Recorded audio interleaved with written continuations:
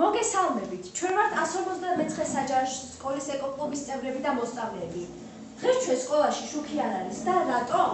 დღეს ხომ ენერგოეფექტურობის დღეა, 11 ნოემბერი. ყველას მოგიწოდებთ რომ დაზოგოთ ენერგია. დღეს ჩვენ სკოლაში გავესაუბრებით მოსწავლეებს თუ რა იციან ენერგოეფექტურობის შესახებ. გამორთ ელექტროხელსაწყოები თუ არ გჭირდება. სახლიდან გასვლის ენერგია და ჩააქრეს სინათლე. შეეცადე გაკვეთილები მოამზადო დღის სინათლეზე. სიტყვა შენარჩუნებით მე ვზოდავ ენერგიას.